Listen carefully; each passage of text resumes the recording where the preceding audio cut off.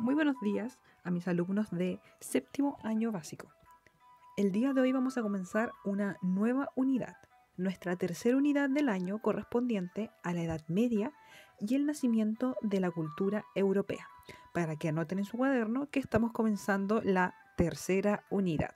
Son 4 unidades en el año, así que solo nos queda esta y otra más. Recuerden que pueden ir poniendo pausa para que puedan anotar lo que aparece en pantalla. Nuestra primera clase de esta unidad de la Edad Media va a ser la sociedad feudal. Ahí para que noten el título de esta primera clase. ¿Cuáles son los objetivos de aprendizaje? Los objetivos de aprendizaje de esta clase es caracterizar la sociedad feudal reconociendo las relaciones de vasallaje y el rol de la Iglesia Católica. Nosotros vamos a ver cómo se comportaba la sociedad, es decir, las personas, todo lo que tiene que ver con política, un poco de economía, las relaciones sociales entre los que vivían en esa época, las relaciones religiosas. Eso es lo que vamos a ver, cada una de las características, pero las más importantes van a ser la relación de vasallaje y el rol que tiene la Iglesia Católica. Primero vamos a definir lo que es Edad Media. La Edad Media es uno de los grandes cuatro periodos de la historia. La Edad Media, o conocida como el Medievo, es un periodo histórico de la civilización occidental que comprende, es decir, comienza en el siglo V después de Cristo y culmina o termina en el siglo XV después de Cristo. Lo más importante de este periodo es la gran influencia de la Iglesia Católica y el sistema feudal. Aquí en esta línea del tiempo estamos viendo el periodo de la Edad Media. Yo les había hablado en las clases anteriores que hay 4 periodos en la historia. Está después de la prehistoria, claramente, comienza cuando ya es llamada historia con la invención de la escritura. Tenemos la Edad Antigua, que sería todo lo que tiene que ver con Egipto, griegos, romanos, Babilonia, Mesopotamia. Luego viene la Edad Media, que es el periodo que vamos a ver en esta unidad. Luego viene la Edad Moderna, que ustedes la van a ver en octavo básico. Y luego viene la Edad Contemporánea, que sería el momento que estamos viviendo en la actualidad. Pero en la Edad Media, que es el que corresponde a este dibujito, a esta línea del tiempo que tenemos acá, vamos a ir explicando cada uno de los periodos. La Edad Media comienza en el siglo V, es decir, en el año 476, y el hecho que la inicia es la caída del Imperio Romano de Occidente. Eso que vimos en la clase pasada, cuando por distintos motivos la ciudad de Roma termina siendo saqueada y conquistada por los germanos. Eso ocurrió en el 476, en el siglo V. Desde ese momento se empieza a vivir lo que es la Edad Media. Y la Edad Media termina en el siglo XV, dura 1000 años. Es decir, desde el 476 hasta el 1453. Todo ese gran periodo. Ahí para que le puedan poner pausa e ir anotando. Y así como empieza la Edad Media con la caída del Imperio Romano de Occidente, recordemos que el emperador Teodosio había dividido su imperio en 2 partes. El Imperio Romano de Occidente, que se lo había dado a uno de sus hijos, con la capital Roma, y el Imperio Romano de Oriente, con la capital en Constantinopla, que se lo había dado a su otro hijo.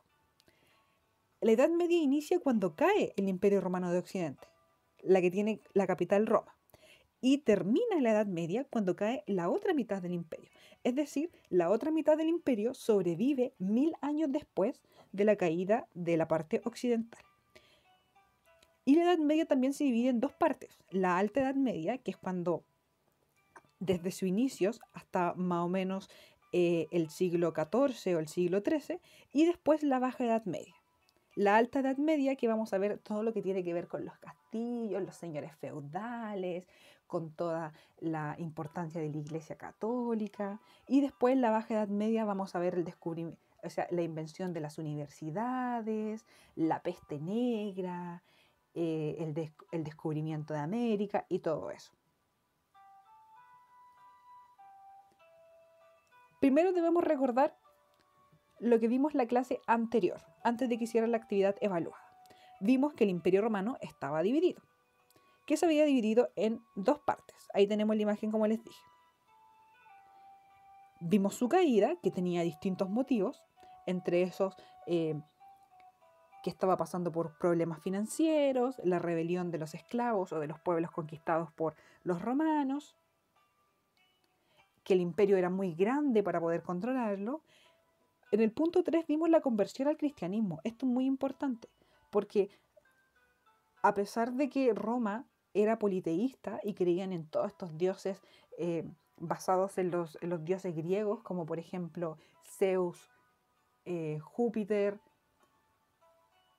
Poseidón, Neptuno y todos estos dioses, luego se transforman al cristianismo. Luego pasan a creer en Jesús y en Dios, en uno solo. Y punto 4, importante recordar de la clase anterior, el colonato. Eso lo vamos a volver a retomar un poquito más adelante. Nosotros vimos en la clase pasada que el imperio quedó dividido en dos partes.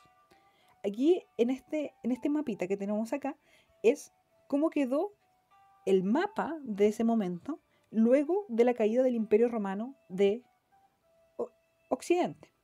En esa rayita vemos lo que dividiría los dos imperios romanos. Por el lado derecho tenemos el Imperio Bizantino, que sería el Imperio Romano de Oriente, y al otro lado ya no existe el Imperio Romano de Occidente. ¿Por qué? Porque cayó, porque tuvo su declive. Pero en su lugar no es que quede un agujero en la tierra, sino que empiezan a formarse otros reinos. Reinos que van a ser creados a partir de los pueblos germanos que llegan ahí. Si los pueblos bárbaros que llegan son los francos, fundan el reino de Francia, ahí en verde claro. Donde llegan los ostrogodos, forman el reino de los ostrogodos. Así el reino de los vándalos, el reino de los visigodos, los reinos de los suevos, etcétera, etcétera. Empiezan a formar muchos y pequeñitos reinos. Por el contrario, en la parte de la derecha sigue existiendo el Imperio Romano, pero ahora lo vamos a conocer con el nombre de Imperio Bizantino. Es lo mismo, solo que ese es el nombre que se va a usar en esa época, Imperio Bizantino. Luego, durante la Edad Media, el Imperio Bizantino se va a empezar a expandir y a tener más y más territorio. Y los pueblos germanos van a empezar a hacer sus reinos. Por ejemplo, los que eran los germanos, los francos, se van a volver en lo que es el reino franco, el reino de Francia. Los visigodos van a volver lo que va a ser la parte de España, de Portugal. Los sajones van a ser lo que es parte de Inglaterra, Escocia, van a conquistar lo que es parte de Irlanda. Y se va a ir formando el mapita como es actualmente. Mientras el Imperio Bizantino sigue existiendo. ¿Por qué? Porque el imperio sigue existiendo por 1000 años. Eso sigue. La parte occidental es la que va cambiando. Luego, por ejemplo, en este periodo va a aparecer el Islam, que también lo vamos a ver en unas clases. Vamos a ver los de los musulmanes, Alú Akbar y todo eso. Y vamos a ver la conformación de otros imperios más pequeños.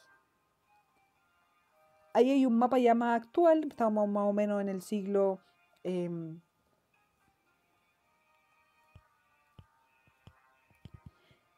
en el siglo XI o en el siglo XII, ya se empieza a ver, miren, la cantidad de reinos, no nos vamos a detener a nombrar a cada uno, la cantidad de reinos que se van a crear a partir de la destrucción del Imperio Romano de Occidente. Mientras que en la parte derecha sigue existiendo el Imperio Bizantino. Sigue estando. Lo que va a cambiar es la parte de la izquierda de Europa. Y eso es lo que vamos a ver durante la Edad Media.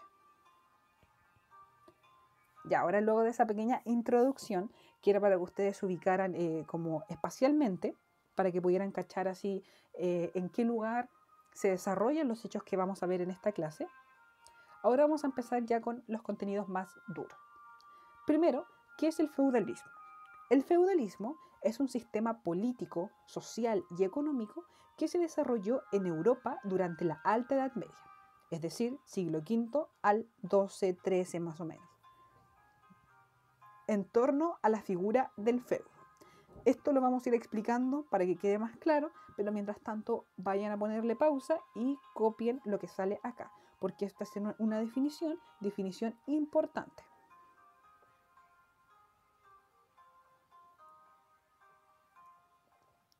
El feudalismo es la manera en la que vivían estas personas. Como yo les dije anteriormente, las relaciones políticas, sociales y económicas. Y estas se desarrollaban a partir de lo que es un feudo. Por eso se llama feudalismo, que sería como la vida o el sentido de la vida a partir del feudo. ¿Qué es el feudo? Esto es el feudo. El feudo es tan simple como una porción de tierra, pero no es una tierra cochina que no sirve para nada, tiene que ser una tierra cultivable. Es decir, un feudo es un terreno que yo puedo usar para cultivar. Y este terreno es entregado, pongan atención a esto, por un vasallo por un señor a su vasallo. Eso también lo vamos a ir explicando más adelante. Entonces quedemos en que un feudo es una porción de tierra cultivable. Es decir, se ve un terreno, se le entrega a una persona ese terreno, ¿para qué? Para que lo pueda cultivar, para que pueda arar la tierra, para que pueda poner ahí sus vaquitas, sus pollos, tener su granja, plantar el trigo. Eso es el feudo, una tierra cultivable. Pero ¿cuál es la gracia del feudo? Que el feudo es entregado. La entrega un señor, que puede ser el mismo rey, a vasallos, es decir, a personas de su confianza, para que la cuiden, la administren, porque el objetivo de esta tierra no es que se quede ahí pelada. El objetivo de esta tierra es que la tierra sea cultivada, y para eso se le entrega a una persona de confianza para que la pueda proteger y administrar. Pero claramente la persona que te entrega ese pedacito de tierra va a querer algo a cambio, y eso es lo que vamos a ir viendo. Aquí nadie en el mundo ni en la historia da algo porque sí, porque es buena persona. Siempre tiene un motivo por el que te lo da. Ahí póngale pausa para que puedan anotar la definición de feudo. Yo les dije que esta porción de tierra, el feudo, tiene que ser entregado por un señor a su vasallo. Eso es lo que vamos a explicar a continuación. ¿Qué es lo que es el vasallaje? El vasallaje es una evolución de lo que fue el colonato. Recordando de la clase anterior, el colonato era cuando los antiguos esclavos, ahora libertos, libres, trabajaban la tierra de sus amos. Yo les expliqué que cuando Roma estaba en todo su declive, como las ciudades eran muy inseguras, la gente se fue a vivir al campo. Y en el campo, tanto esclavos como personas pobres se ponían a disposición de una persona que tenía mucho terreno, mucho campo, muchas frutas, verduras, animales. Entonces esa persona, si era un esclavo, se volvía libre. Pero lo que tenía que hacer para quedarse en ese lugar era trabajar la tierra. Es decir, en el colonato, un hacendado, un patrón importante, una persona con mucha tierra, le daba permiso a toda esta gente para que viviera ahí, pero tenía que cuidar la tierra y tenía que trabajarla. Es decir, cosecharla, sacar las frutas, sacar las verduras, trabajar el lugar, trabajar en esta granja, en este campo. Y claramente podían vivir en el lugar mientras que le pasaran todas las ganancias al caballero que vivía ahí. Ese era el colonato. Pero aquí va a empezar a evolucionar. Yo les dije en la clase pasada que como prácticamente estos colonos, o sea, este señor del colonato, como prácticamente salvaba a las personas de los peligros de la ciudad, la gente empezaba a tener mucha fidelidad con esa persona. A pesar de que ellos tenían que trabajar para él, la gente empezaba a sentir, chuta, esta persona me salvó. Es una persona a la que yo debo ayudar porque él hizo algo bueno por mí. Y eso se va a transformar en lo que es el vasallaje. El vasallaje, para que lo anoten, es el vínculo que une en deber y beneficios a dos personas libres que se encuentran en distinto nivel social por necesidad, señor y vasallo. Me explico. El vasallaje es un vínculo, es decir, una relación de trabajo y afectividad que une a dos personas libres. En la Edad Media no van a existir esclavos en Europa, así que vamos a sacar de nuestra mente que existen los esclavos, porque no van a existir durante la Edad Media. Entonces, cuando dos personas se unen en un vínculo, pero no estamos hablando de un vínculo amoroso, estamos hablando de un vínculo de trabajo, es decir, como su jefe y su patrón. Dos personas libres se unen por necesidad. Una persona de una buena situación social se une en este vínculo a una persona quizás de clase media o de un vínculo social, o sea, de un estrato social más bajo. ¿Por qué? Porque ambos se necesitan. El señor, que va a ser la persona como la de más dinero, más importante, va a tener el nombre de señor, lo que es el lord en inglés. Y esa persona va a disponer del servicio de la persona que tiene menos poder, que se pasaría a llamarse lo que es un vasallo. Y ahí van a empezar a trabajar cada uno. Aquí lo voy a explicar con imágenes. Aquí donde tenemos a estas personas agarradas de la manito, sería el señor y la señora, el lord y la lady. Ellos son personas importantes que ofrecen protección, justicia y tierras. Lo mismo que el colonato. Ellos tienen su terreno grande con frutas, verduras, animales y tienen además una fuerza que puede ser una fuerza militar y además tienen su terreno muy organizado. Entonces vienen otras personas, que sería aquí por ejemplo el caballero y el campesino, que disponen sus servicios a este señor para poder vivir en ese lugar. Mientras el señor ofrece protección, los vasallos ofrecen servicios, trabajo y fidelidad. Por ejemplo, un caballero, que es decir, esta persona armada que anda a caballo, ofrece sus servicios de combate y la fidelidad a este señor y a esta señora. Y por otro lado, un granjero puede ofrecer sus servicios de campesino, de granja, de agricultor al señor mientras éste lo va a defender. Se produce toda esta relación, desde una persona que tiene buena situación, es decir, harta platita, harto poder, a esta persona que no tiene tanto poder ni tan buena situación. Y ambos salen ganando. Porque al señor le trabajan la tierra gratis y al campesino o al caballero lo protegen, le dan justicia y le dan tierras. Ahí póngale pausa y pueden hacer este esquema, dibujarlo si quieren. Ahora, y aquí es cuando se complica la cosa. Estas relaciones de vasallaje son muy extensas. El señor máximo sería el rey. Así como vimos en el mapita que habían varios reinos, el señor máximo sería un rey, porque él sería como la persona más poderosa de todo el reino y que dispone de todas las tierras. El rey, que sería el primer señor y el más importante, él entrega feudos, es decir, esta porción de tierra cultivable, a otras personas. ¿Por qué? El rey es uno solo y los reinos eran gigantes. El rey no podía estar en todas partes al mismo tiempo.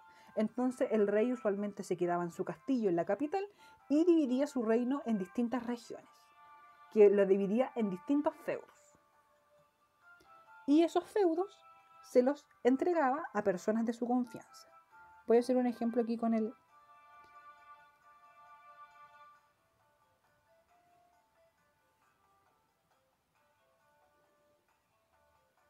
Ahí. Supongamos que ese círculo es el feudo. O sea, el feudo, el reino. El reino es muy grande. Entonces, para poder administrarlo bien, el rey lo divide. Y lo divide en 4 partes. Ahí tenemos...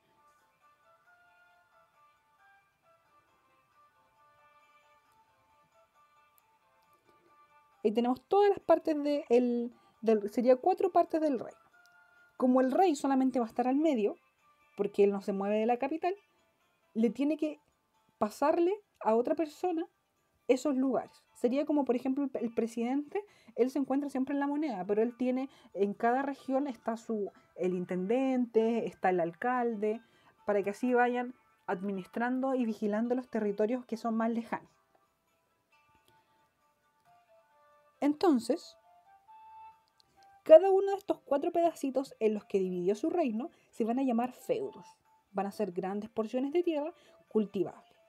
Y les va a entregar cada uno de esos pedacitos a personas de su confianza, que podría ser, por ejemplo, este señor que está acá, esta señora que está acá, este caballero que está acá, y cada uno se queda con uno de estos pedazos del feudo. Y ellos se van a llamar lo que es los señores feudales. ¿Por qué? Porque son los señores que son dueños de estos feudos. O sea, no es que sean dueños, sino que tienen que cuidar esos lugares. Porque el dueño de todo es el rey. Los señores feudales van a ser muy importantes porque van a administrar esos territorios en nombre del rey. Pero a su vez, los señores feudales van a tener sus propios vasallos. Van a tener sus propios caballeros, sus propios campesinos y un montón de personas que trabajen en estos feudos. Por ejemplo, si este señor es el de este feudo, esta de este feudo, este de este otro que está acá. Entonces, el señor máximo sería el rey. Y los vasallos del rey serían los señores feudales. Pero a su vez, los señores feudales también son señores y sus vasallos son estos. Porque aquí, como puse la flechita, se produce una extensa red de relaciones. El rey manda al señor feudal, el señor feudal manda al caballero y manda a la vez al campesino. Y así una extensa red. ¿Cómo era la sociedad en este momento? Era una sociedad estamentada. Es decir, si tú nacías rico, ibas a morirte rico. Si nacías pobre, ibas a morirte pobre. No ibas a cambiar. Si tu familia eran familia de herreros, es decir, que trabajan los metales, ponen las cerraduras a los caballos, realizan las espadas. Si tu familia era herrera, tú ibas a morir siendo herrero. No podías decir, oh, ahora yo quiero bailar, o no, ahora yo quiero ser un zapatero. No, porque toda tu vida ibas a estar metido en lo mismo. Si tú nacías de una persona de la nobleza, tenías el privilegio de nacer, no sé, una princesa, un príncipe, un hijo de un señor feudal, ibas a morir siendo un príncipe, una princesa o un hijo de un señor feudal.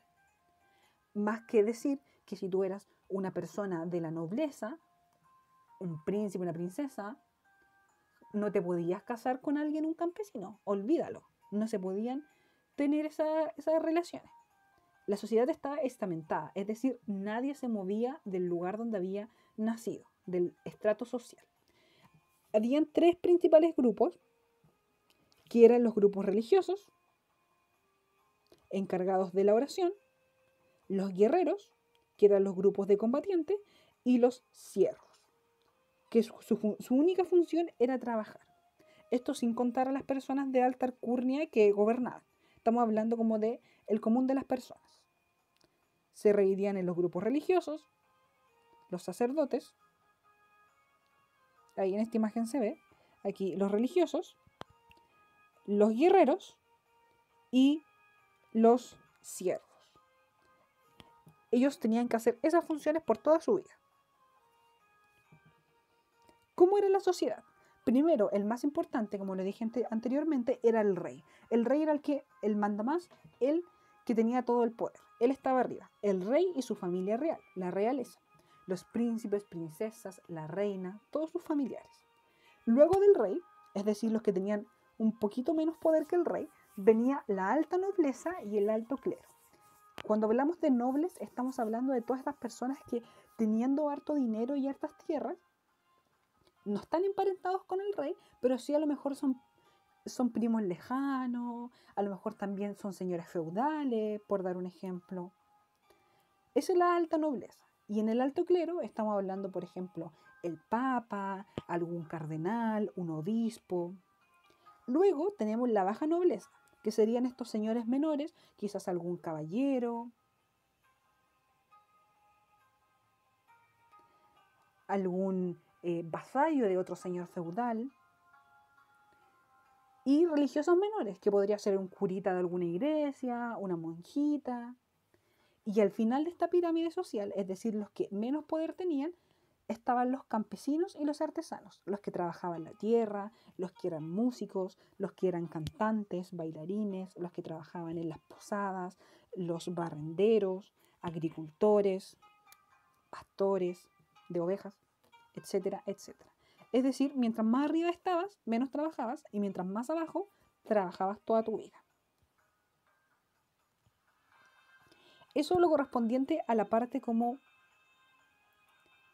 social y política, porque ahora vamos a ver la parte que tiene que ver con la religión. Porque aquí nosotros nombramos a el clero. El clero, no el cloro, el clorox, el clero va a ser el nombre que se le va a dar a la parte religiosa. Así que cuando hablemos de clero, estamos hablando de la parte religiosa. Sacerdotes, monjitas, el papa. Recordando un poco, porque a mí esto me parece increíble, cómo pasaron de tener esta religión de tantos dioses a pasar a ser monoteístas, a creer en estos dioses bacanes que tenían superpoderes, que tiraban rayos láser prácticamente, a creer en un sujeto que vivía terrible lejos, como casi hippie, un carpintero, y que su poder era convertir el agua en el vino. Sé que no es tan simple, sé que Jesús hizo muchas más cosas y respeto a su religión, pero veámoslo de esa manera. ¿Cómo pasaron de creer en estos dioses tan poderosos a creer en un Dios como más sencillo? En el 33 después de Cristo es el inicio de la evangelización. En el año 33 después de Cristo muere Jesús y sus apóstoles comienzan a peregrinar y evangelizar a todo el mundo, a esparcir la palabra de Dios. Entre el 64, cuando llegan estas costumbres a Roma, ya a la capital, hasta el 313 van a ser perseguidos los cristianos. ¿Por qué? Porque como les dije en la clase anterior, lo importante de la religión católica es que era muy pegajosa y era muy convincente, porque los dioses politeístas de antes, Zeus, Poseidón, Hera, Atenea, eran dioses que te cumplían favores dependiendo de tu situación económica. En cambio, Jesús era alguien que te proponía amor, paz, sin importar el dinero que tú tuvieras. Entonces eso captaba mucho la atención de las personas, del común de la gente. Además hablaba de libertad, de paz, de amor, y eso empezó a tener conflictos políticos con los emperadores de Roma. Entonces los cristianos eran perseguidos. Incluso agarraban cristianos y los tiraban al Coliseo romano y hacían que se los comieran los leones. Un montón de apóstoles fueron torturados, masacrados, solamente por creer en la religión cristiana. Si ustedes quieren saber más, pueden buscar cómo murieron los apóstoles y van a ver que murieron de maneras terribles, torturados por los romanos. Aparte, estaba prohibida la religión cristiana. Esta imagen es de una catacumba. Una catacumba es un templo cristiano, pero hecho como en cuevas subterráneas. Porque como ellos no podían profesar su fe libremente, se escondían debajo de la tierra, como que fueran ratas. Así tenían que profesar su fe escondidos. ¿Cómo pasaron de eso a ser tan importantes? En el año 313 se legaliza el cristianismo.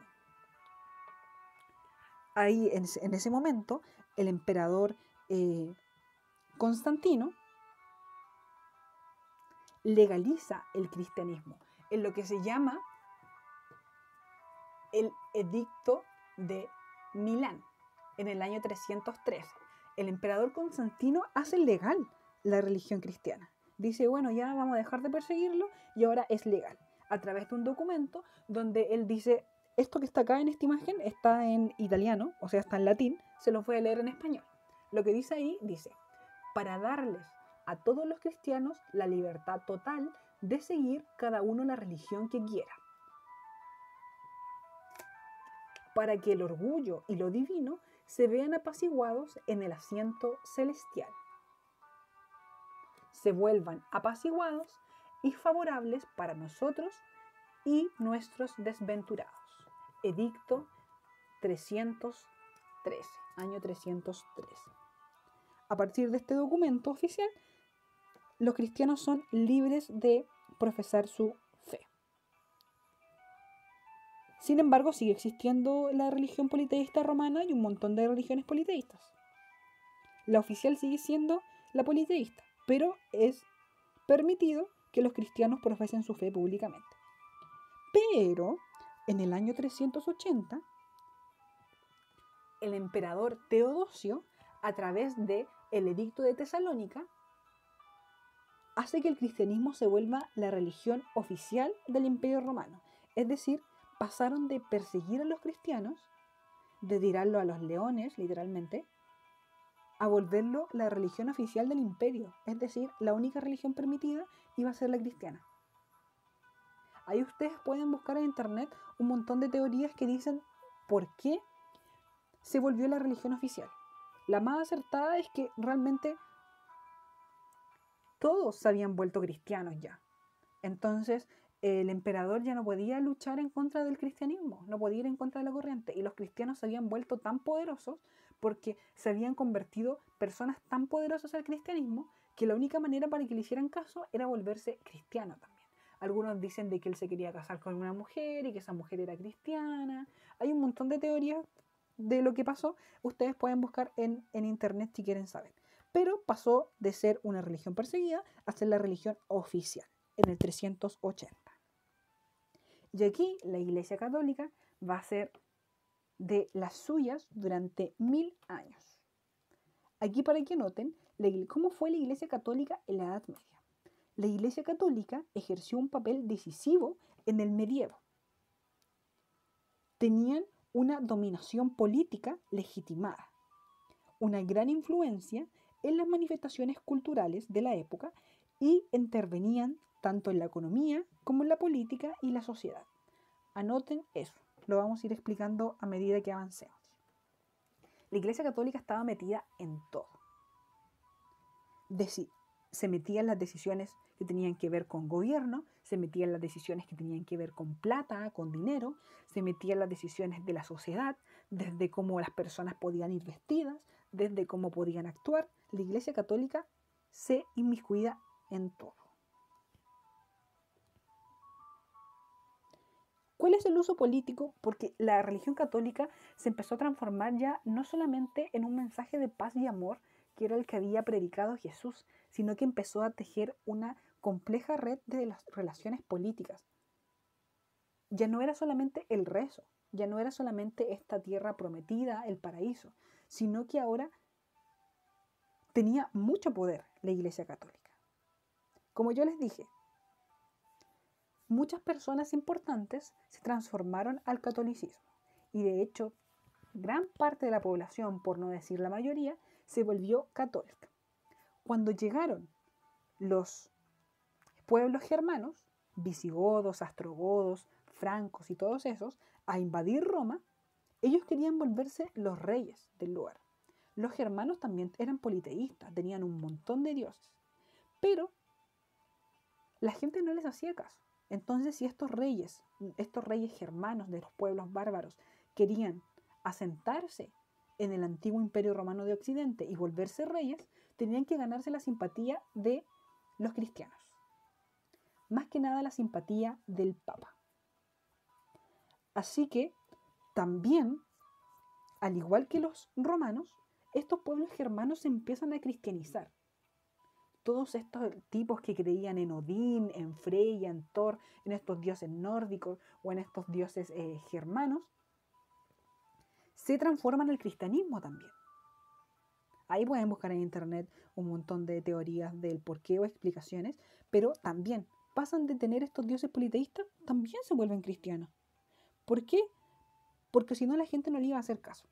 Están obligados a legitimarse a través del cristianismo. Además, otra idea importante del de la parte política es que, como bien vimos en el mapa, habían muchísimos reinos, un montón de reinos chiquititos. Y cada uno tenía su propia organización, su propio idioma, su propio todo. Entonces, el catolicismo centralizaba el poder, hacía que toda esta amalgama de culturas se juntara en una sola. A través del Papa y del Vaticano, ahí en Roma, se controlaba todo lo demás.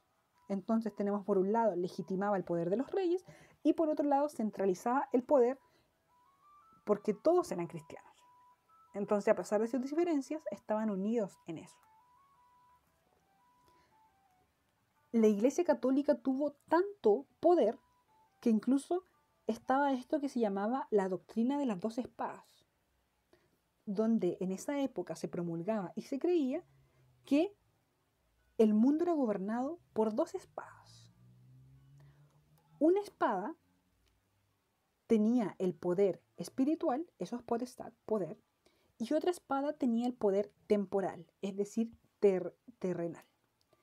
El Papa, que es el máximo líder de la Iglesia Católica, se dedicaba de todo lo que tenía que ver con el cielo, todo lo que tenía que ver con la fe, con la religión, con las creencias, y los reyes se encargaban de lo que era terrenal, es decir, en esta vida.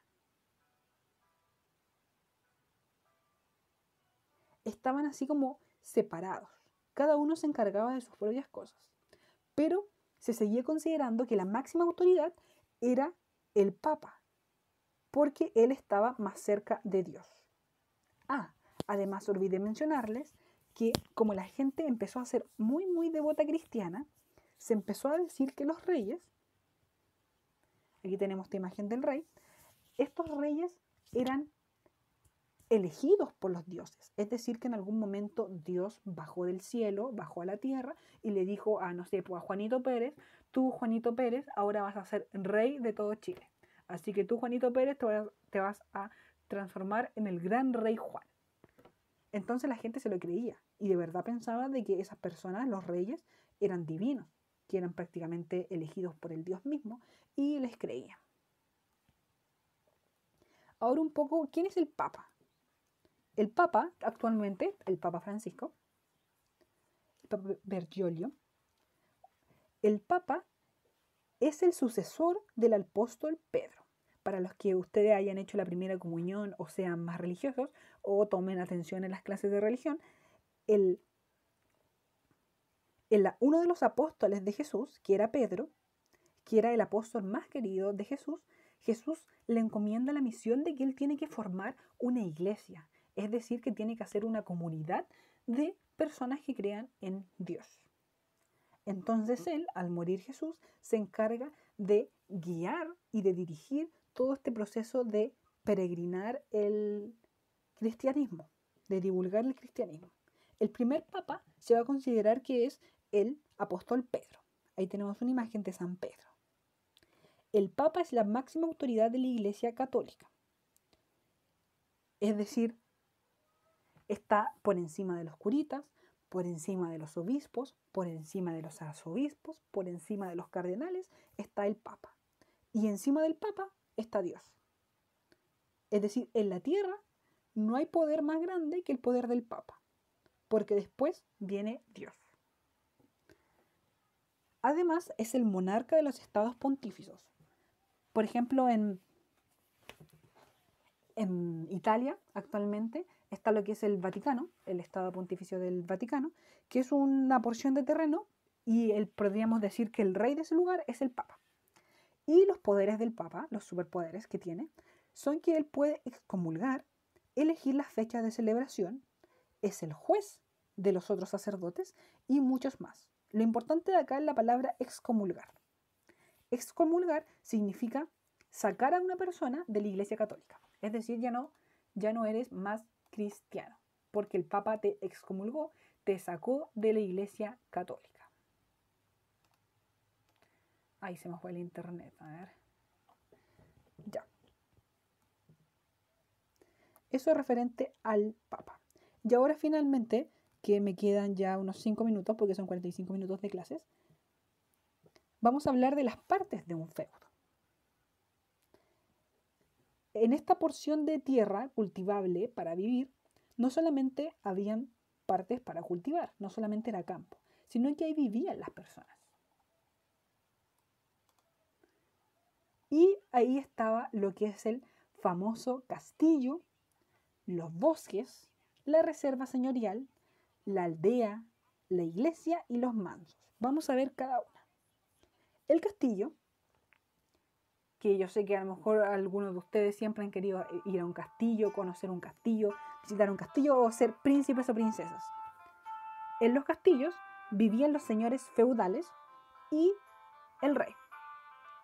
Estos estaban, en todos los feudos había un castillo. ¿Por qué tienen esa forma los castillos?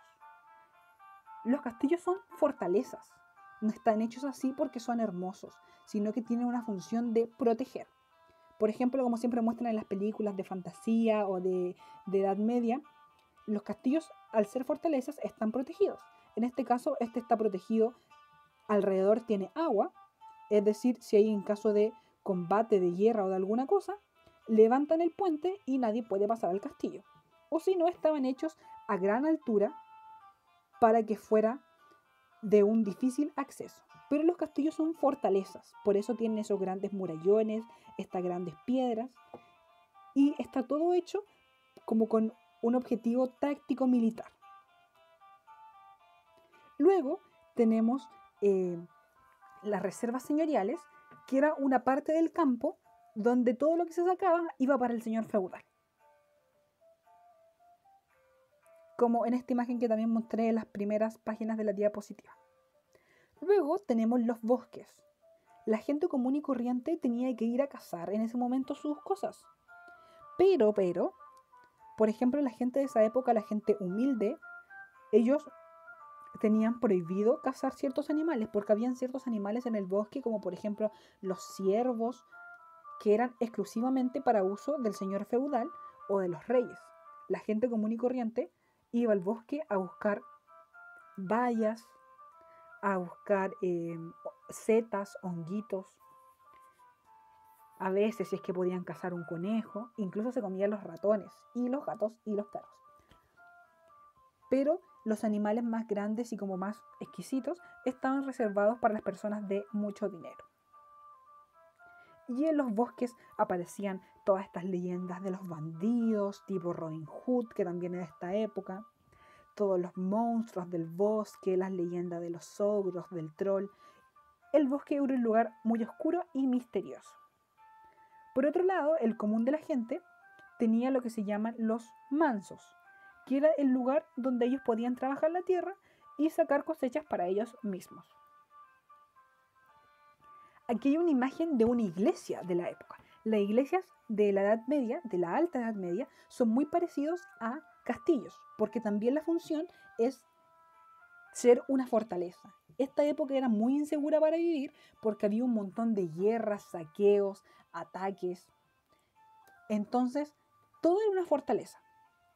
Y cuando había, no sé, una guerra o un ataque a una aldea, la gente de plata se iba a esconder al castillo y la gente más humilde se iba a esconder a la iglesia. Así que las iglesias eran verdaderas fortalezas.